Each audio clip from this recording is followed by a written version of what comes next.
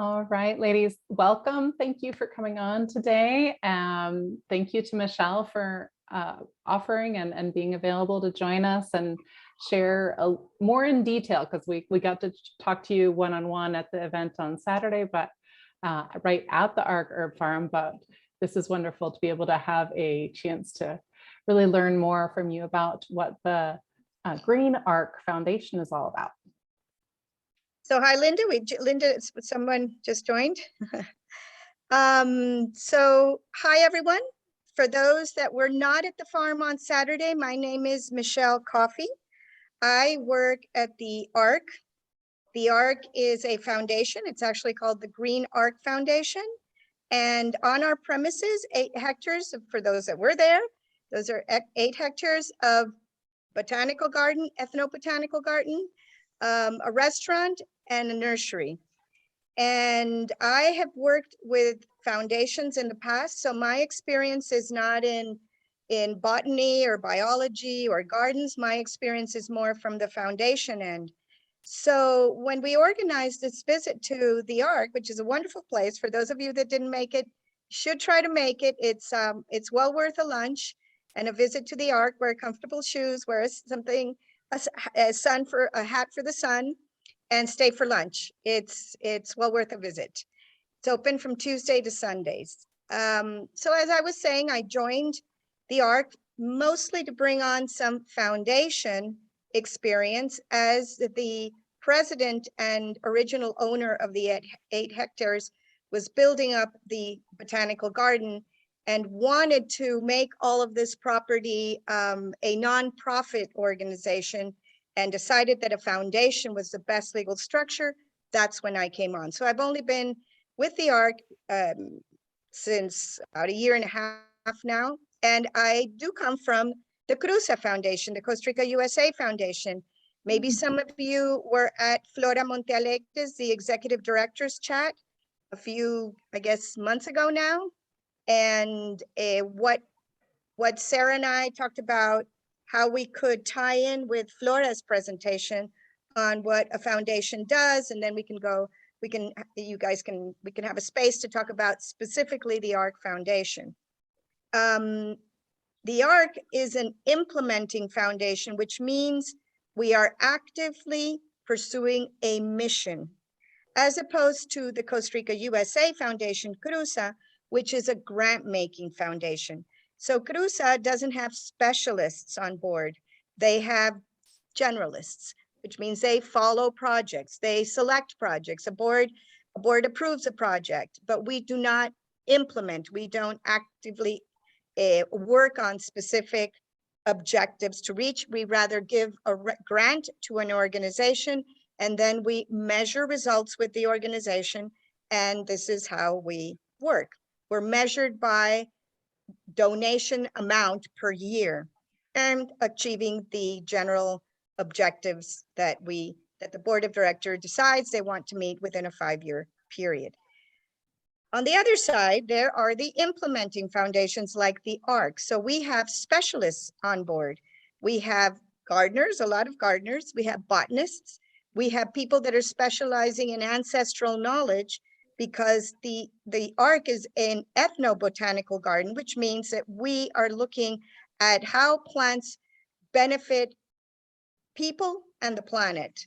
So how to use plants in our favor as medicine, for culinary purposes, or commercial purposes.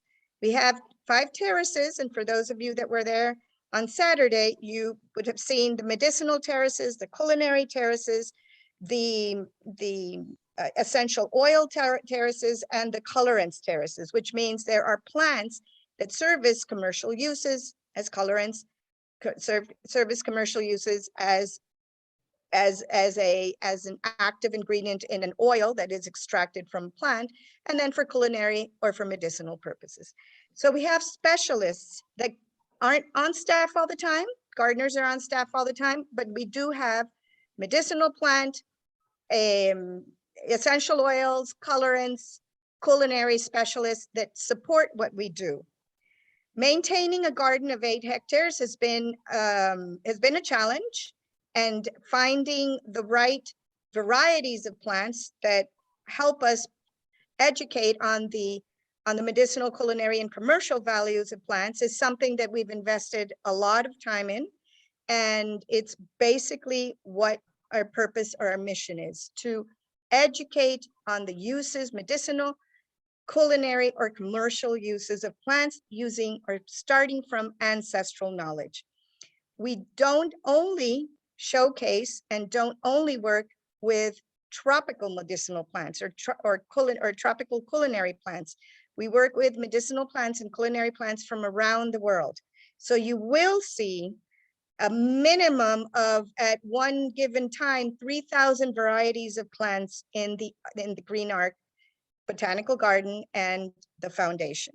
So on our premises. So this is also important. If you do visit us, you should walk around the gardens and you will see signs on different varieties of plants.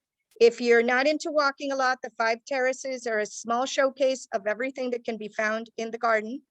And that's enough to understand what we're about. The restaurant, which I guess Alegria was there and Sarah was there, Karen was there. And you may have noticed that it's very much a garden to table restaurant. We source in the morning, cook in mid-morning, serve at lunch. We do buy from external providers. We do buy our protein. We had a ceviche on Saturday, and then we had an oriental dish with chicken and bamboo shoots. And so we do combine our sources of food from the farm with things we buy externally. But the point I wanted to make for this presentation was that it is important for you at the PWNCR and those of you that are donors to any given organization that you support, that you make sure you understand how the organization that you're supporting, if it's an implementing foundation, how it works, what KPIs, what key performance indicators they use to measure success, and how you can track your donated dollar. Make sure that your donated dollar goes as far as they're promising. Because one of the biggest problems that we have in the world, not just Latin America or not specifically Costa Rica, is that frequently a donated dollar goes mostly towards supporting an administrative structure and not necessarily reaching the objectives that are promised.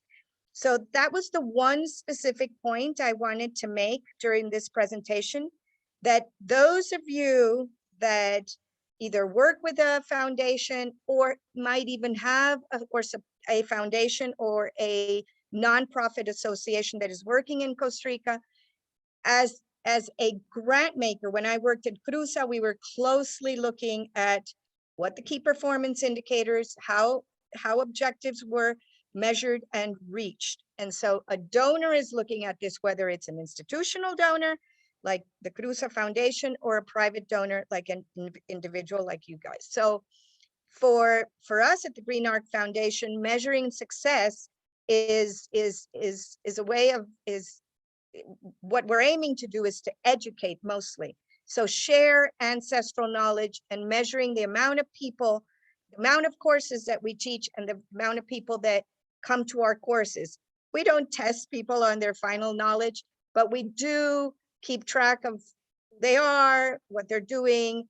And if this turns into something, we have had groups of women that have started small businesses in essential oils. That is super important for us to track.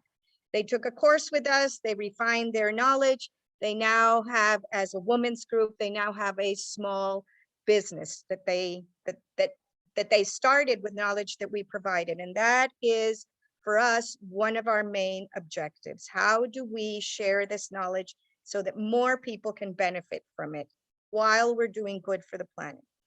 So that was the main point that I wanted to make during this presentation, that it is important to distinguish between an implementing foundation and a grant-making foundation. And for those of you that work with implementing foundations, to track your donated dollar, to ask for the key performance indicators, and question the people that are working in the field on how they're measuring these goals and how to get these goals, to get your donated dollar to go as far as it can. That is just the one point that I wanted to make. And so if there's any questions at this point, maybe we can go back a bit to the ARC or to the medicinal plants or some of the courses that we currently have. So I'll turn over the microphone to you. Well, I was just curious, as you're saying, you know, it would be good to ask for those KPIs. Now, I don't even know what to ask. Is there a standard for reporting? Like, should there be a yearly or annual report? There are some standards which any solid, experienced foundation should follow. They don't all follow them, but that doesn't mean they're not doing a good job. So the basic KPIs currently are financial. For example, per dollar donated or per dollar, how much is going to cover admin costs and how much is going out to implementing projects to reach the goals of the nonprofit. And that is a KPI that any foundation or nonprofit should track.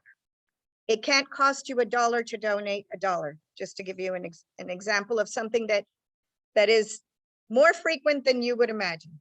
Okay, so it cannot cost you, should not cost you $1 to donate $1. So what is the admin cost of your finance? So that's one KPI, financial.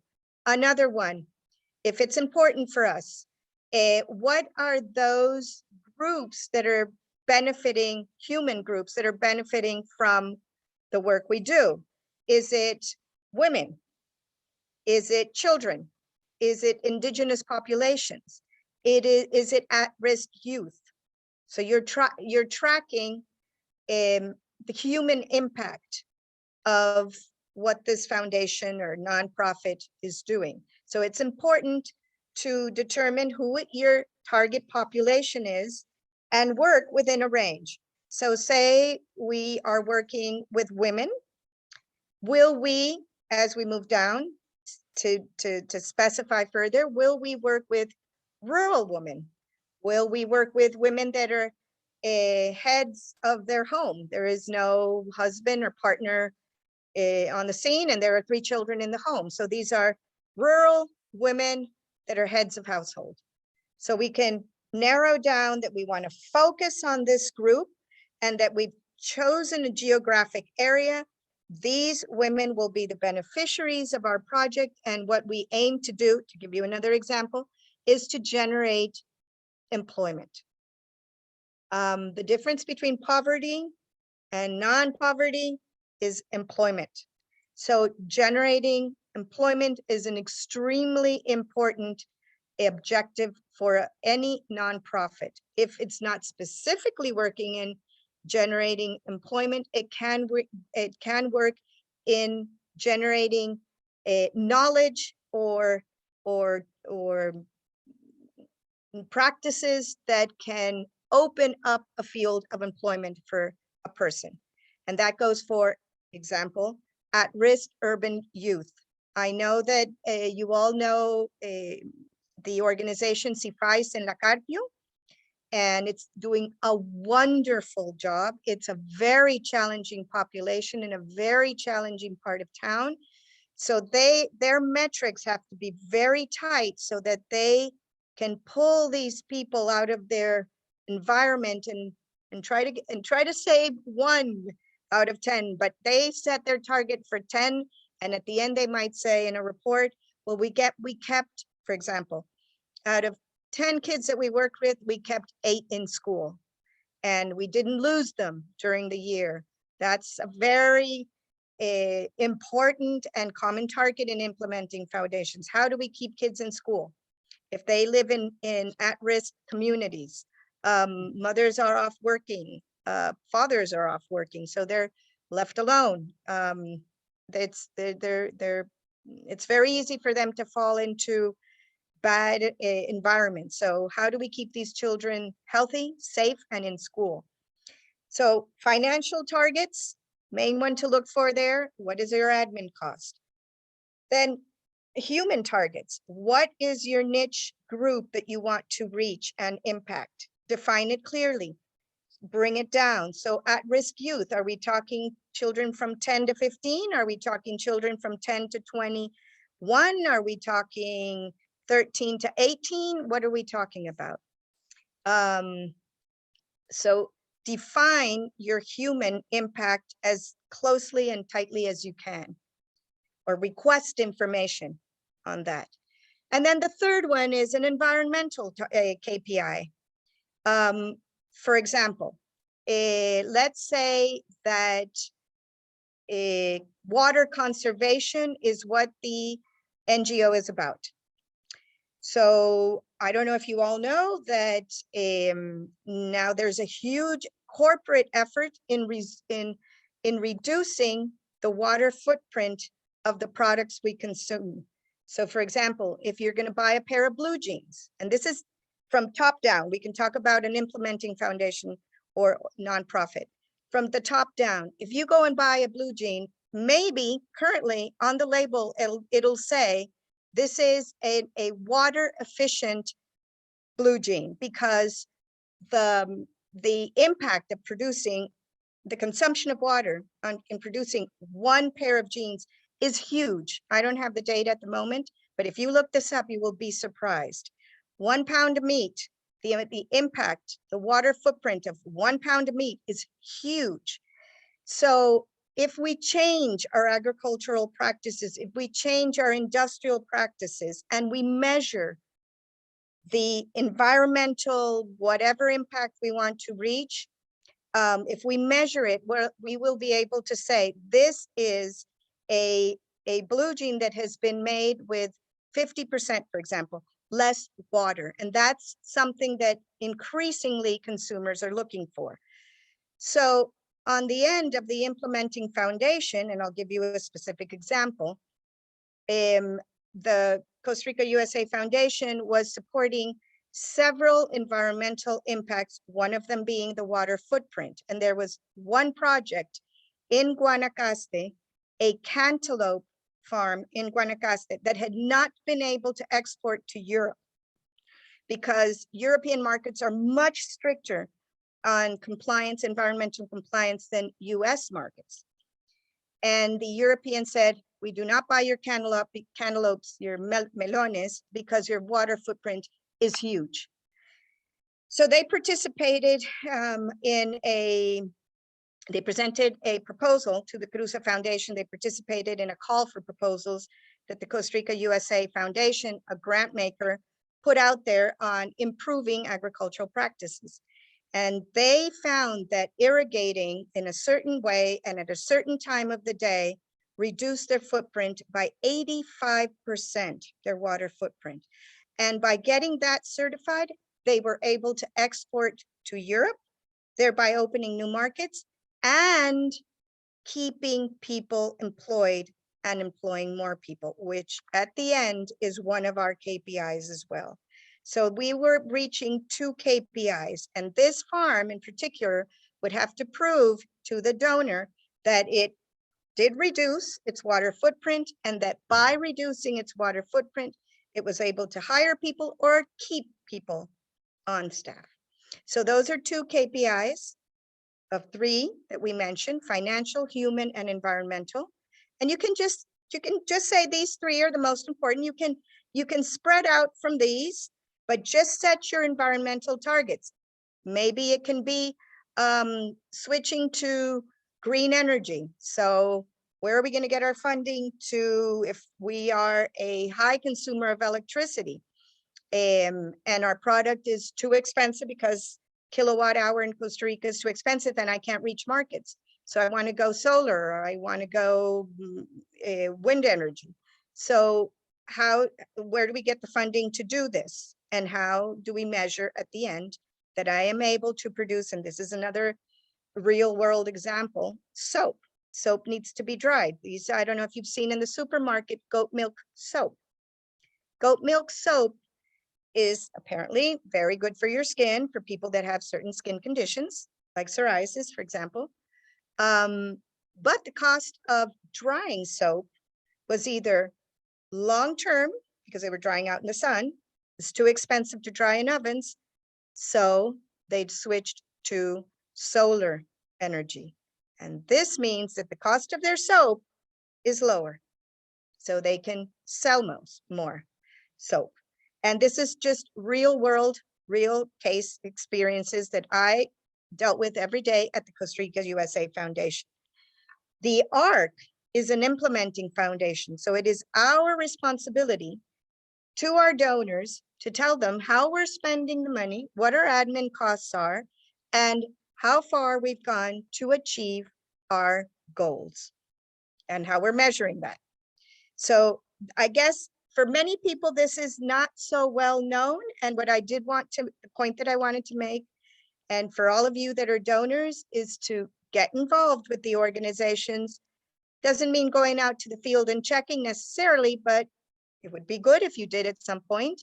And for those of you that don't, ask for reports, ask for impact measurement, and check the reports so that you know that your dollar is going to where you want it to go. Your donated dollar is going to where you want it to go. Okay?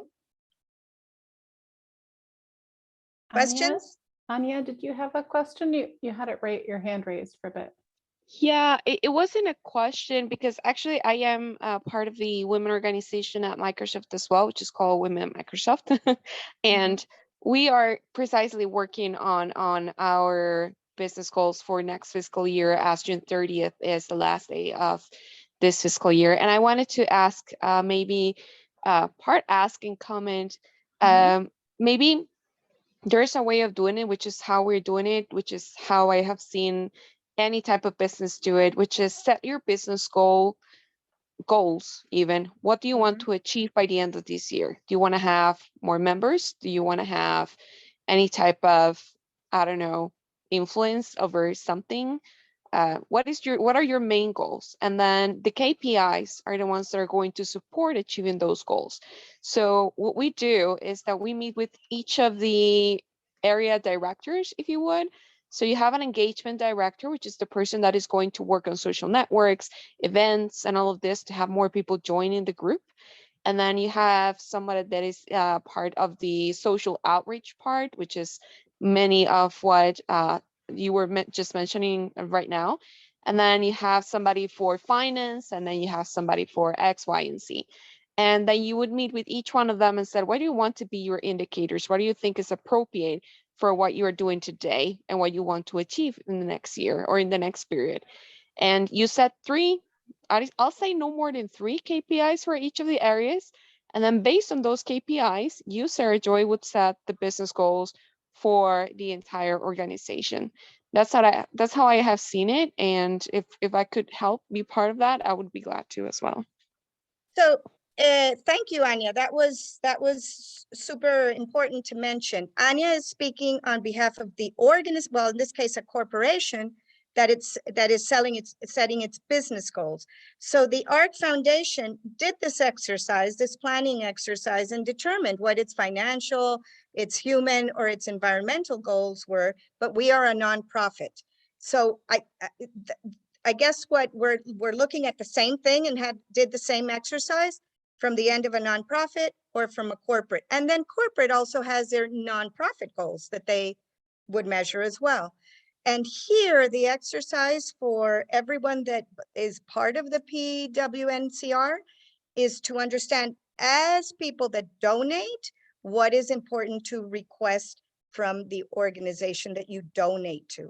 In the case of a corporation, there's a board that will ask the general manager, did you meet, what were the goals that you set? Did you meet your KPIs? And the board of directors has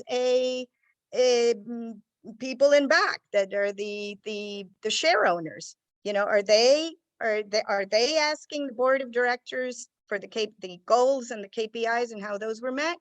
So as you can see, what's important here is that it's either good business practices or good nonprofit practices. But as donors, make sure that you're checking this.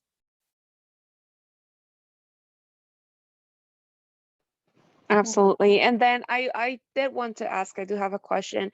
there are many government regulations for everything. I know the president just promised he was going to kind of ease out on the requirements for many of the things for small and medium businesses and all of that. But basically everything you want to do, you need an authorization from 3, 4 different organizations or ministries or whatever just to get it done.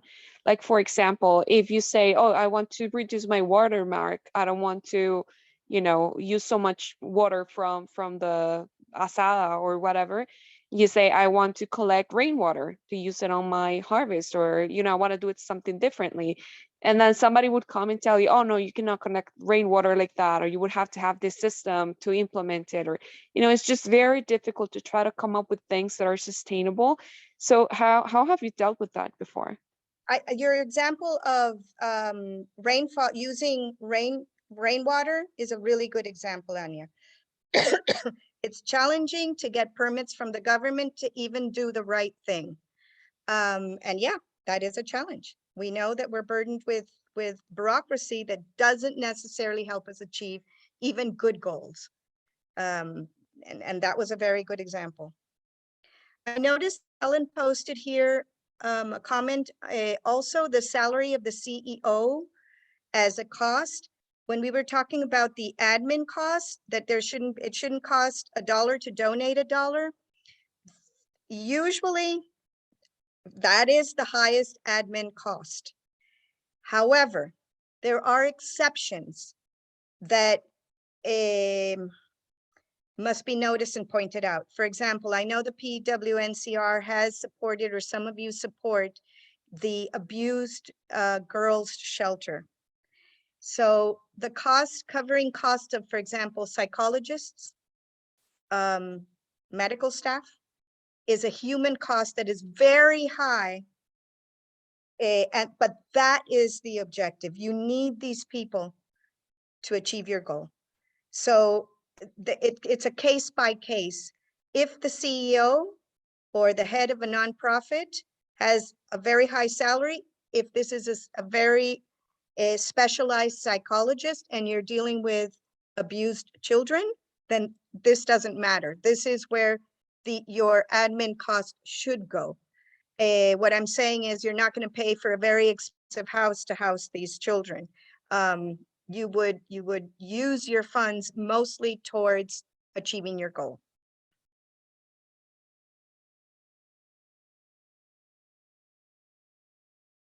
Is there a standard for reporting?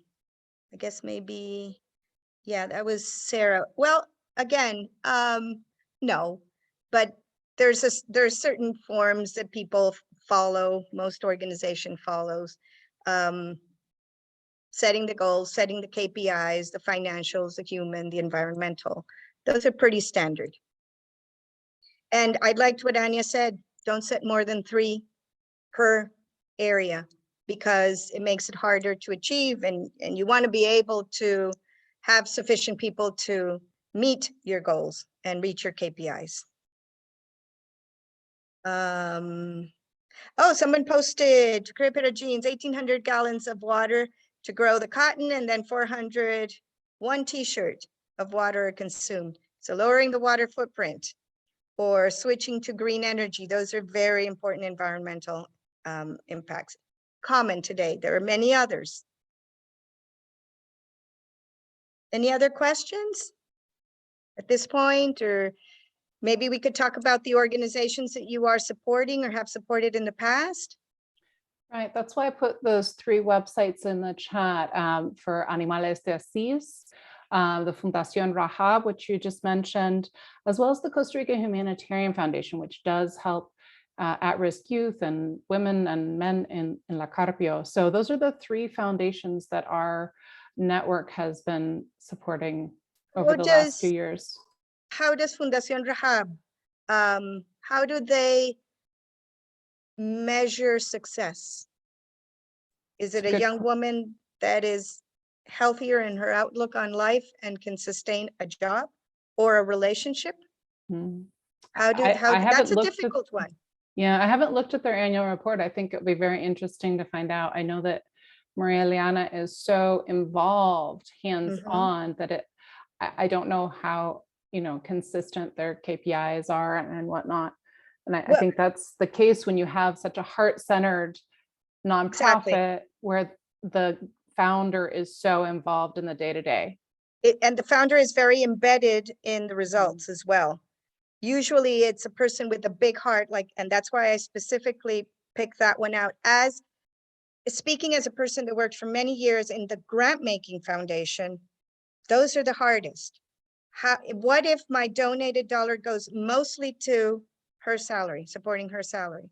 How do I measure that that is a good way of covering what they're doing? It's a challenge. Or is it the final result? I know that while the women are there, they're better. What are the results in 6 months? What is the pattern in 1 year? What is that follow-up?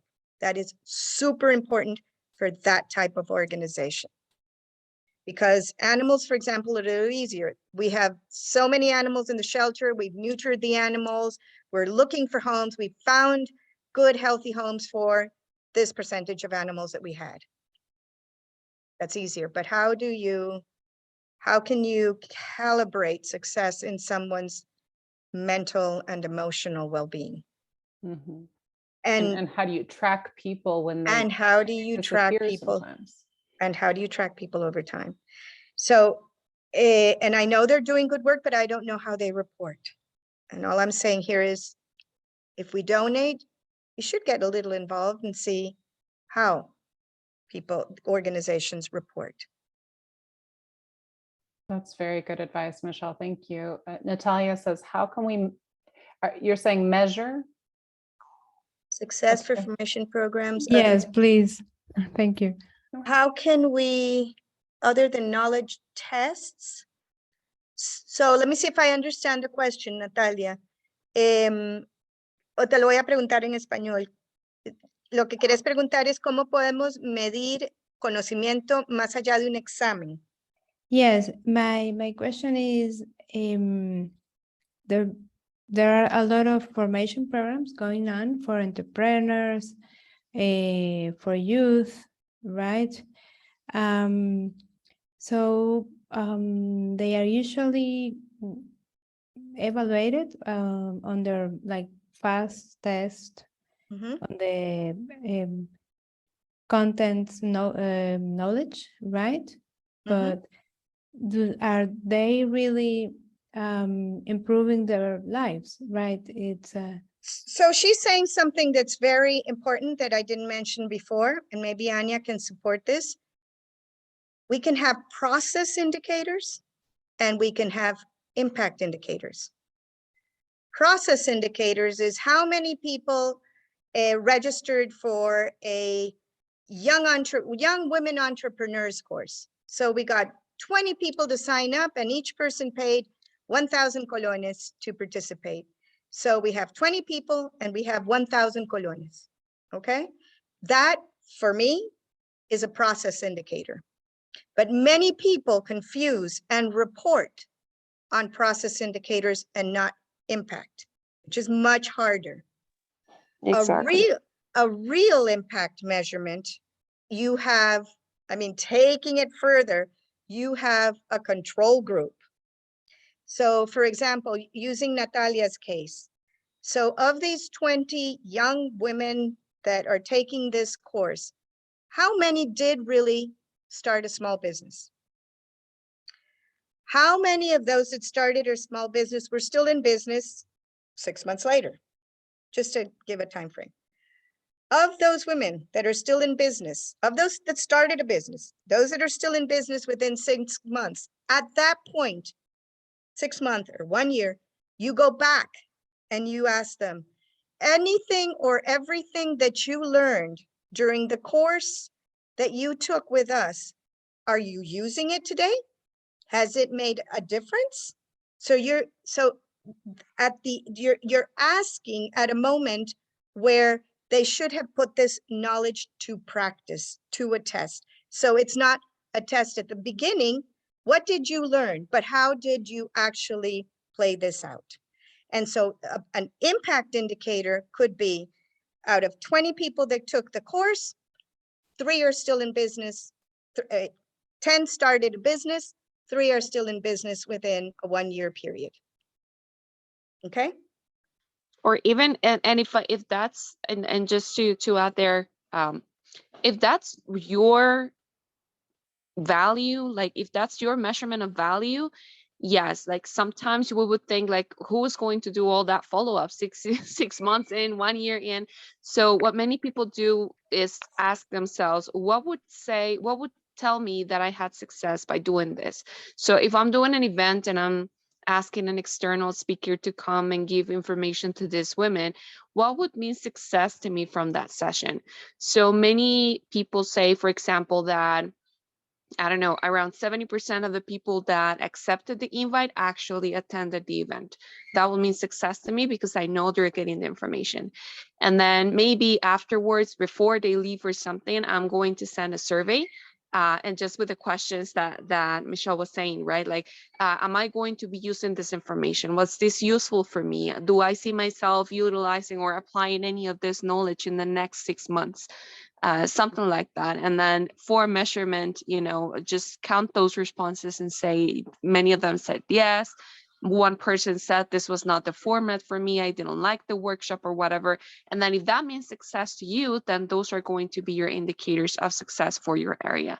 So it's really that part where I mentioned before, you kind of need to sit down and say, what do I do for this organization and what success means to me? Is it aligned with the general view of success, with the mission and vision of this organization? And am I supporting that through the events or through the actions that I'm taking on this year? That's a good example. For us, for example, for the Costa Rica USA Foundation as a grant maker, how many people attended the course would not have been a success measurement. It would have involved getting someone in the group to do some follow-up within a certain period of time. In the case of, for example, entrepreneurship courses, for something that's lighter and simpler, then it can be an easier follow-up and less costly. But Anya's absolutely right. Who has the team power to do follow-up at 6 months for 1 year? But that's, for a grant maker, that's critical. Am I really making a difference is the question that we need to respond. Is my course instrumental in changing people's lives? Or is any course the same as mine? So am I making a difference?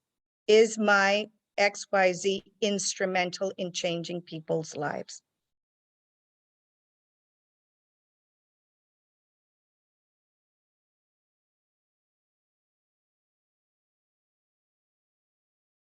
Well, I've gathered so much information already. Thank you so much, Michelle. Anyone else have burning questions for Michelle? Oh, Alegria posted something. As an organization, it seems like it might be a good idea to develop a few key questions to ask any organization that we're considering supporting. They could respond via writing or via meetings like this. Yes, absolutely, Alegria. And that's something that Sarah and I talked about. As an organization, when you bring a new as PWNCR, when you bring a new organization to the attention of your membership, what are we asking them? What do we really know about them? We know that their goals, we know Rahab is doing the best work possible, but what more do we know about them? Mm-hmm. Okay. Yeah, I know there's so many organizations looking for support that you have to really have these criteria to be able to distinguish from one from the other, rather than, they're nice people, we know them for a long time, or we even visited and saw their work, which is very impressive usually when we visited organizations. And there's a lot of good people whose heart is really into what they're doing. Right place, yeah. But you need a little more than that. We find, as a grant making foundation, the Costa Rica USA Foundation, you need a certain amount of structure. Sometimes there are many organizations that are basically based on one person's energy and one person's heart and motivation. Without a little bit of a structure and platform, what they can achieve is reduced. And they can be the best in their field, but if they can't. Yeah. and can end if something happens to that person. Exactly, exactly, exactly. And that is a concern of mine, and I really appreciate bringing that up, Alegria. I think it's really important for us as the Professional Women's Network to evaluate, you know, as we're doing fundraisers, what is that capacity of that organization, and is it based, if it is based on one person, do they also have a, you know, support staff that could step in if they Even volunteer staff, it can even be volunteer Exactly. staff. So when you send out the info, it's not just the brochure kind of short bio on who and what who they are and what they do. It's more than that.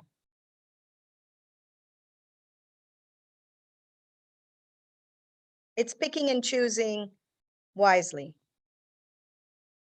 Absolutely. No, it's very, very helpful food for thought.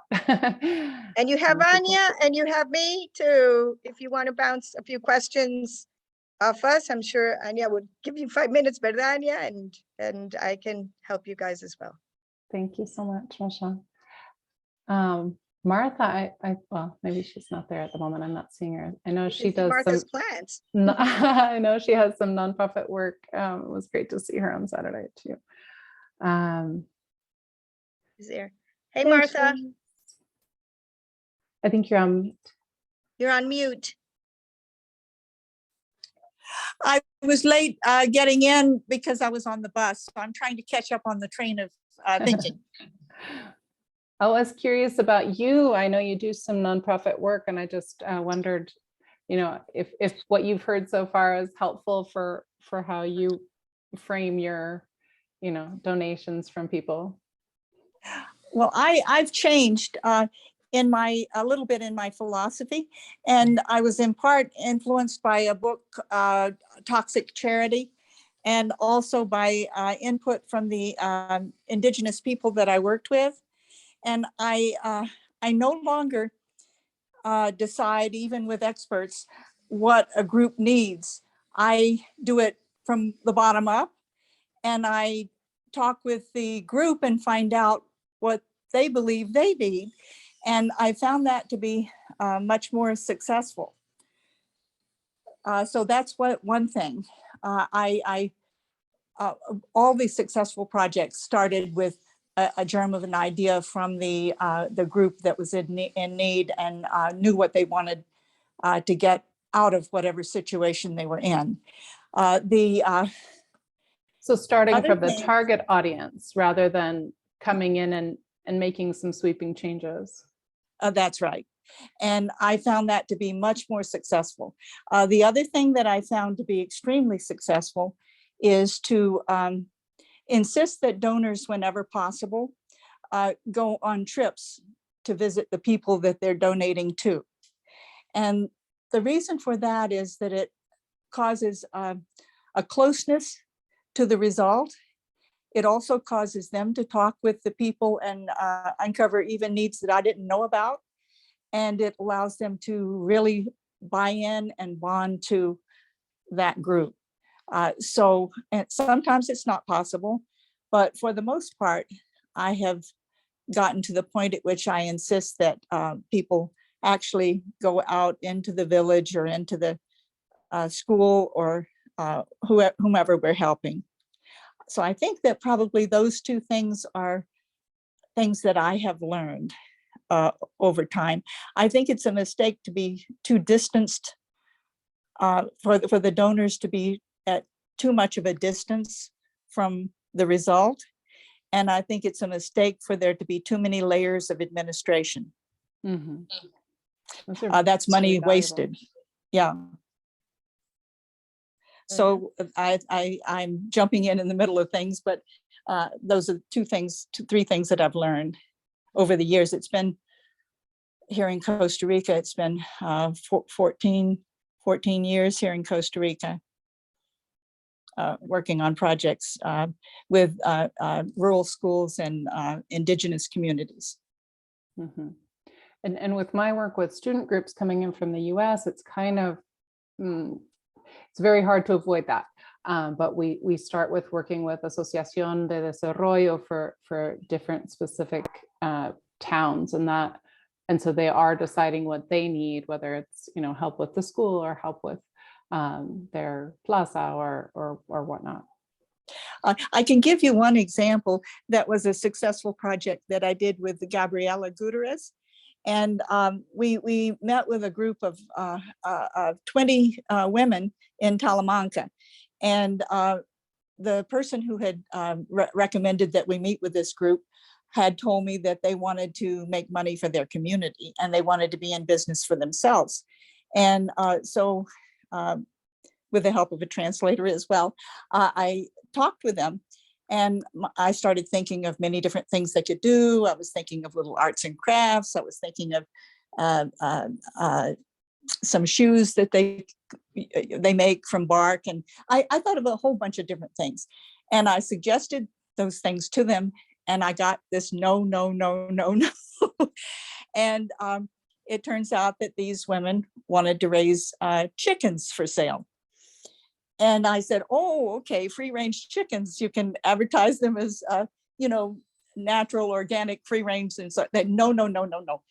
They said the chickens that we want to raise, if they walk around and are free range, they get a fungus on their feet and they're not very good. So they told me what they wanted to do. They just needed a little bit of a kickstart in what they wanted to do. And Gabriela came in one day and she did business planning with the women. And she came out of that planning with only, I've forgotten what it was, like a $5 difference in what her plan showed that they needed and what they had already come up with needing. So we learned to really respect these women. And they needed specific things, and we found out over time what it was they needed. We also explored cheaper ways of doing things. For example, the first they needed chicken feed, and that was too expensive. And we found a plant that grows out in the woods like a weed, and that has high protein and good nutrition for the chickens. And we hung that from the top down into the chicken coop. And they saved a ton of money on the food. We also, initially, we thought that they would have chicken coops all together. These people lived in a similar area. We thought that they would have the coops all together. And they said, no, no, no, no, no, we can't do that. And we said, why? And they said, well, we need to tend our gardens and we need to take care of our children and we need to wash the clothes. So we need to have the coops in our backyard, not all in one place.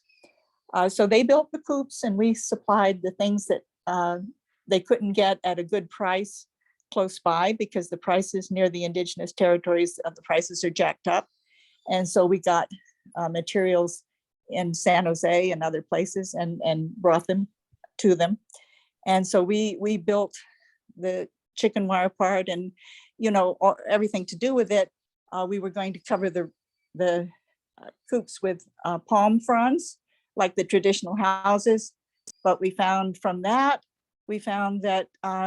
those palms no longer grow in the indigenous territory. I even went to the Organization of Tropical Studies, and it turns out they'd been wiped out. So we learned a lot. I don't want to take up all the time. We learned a whole lot with that project, and those 20 women made a profit. We initially had a $1,000 emergency fund for them that they could borrow from. They no longer need that emergency fund at all. And they know ahead of time that they're going to be able to sell the chickens because they have a sign-up sheet for every chicken. And they're doing beautifully. And that's many years later. So that's what I have to offer. I don't want to hog the conversation here, so I'll quit, okay? So that is thank you, Martha. That's a really good example of what we were talking about. They're still in business today and haven't required additional support. Mhm. That was a well-defined project and well-executed project. Oh, thank you, thank you.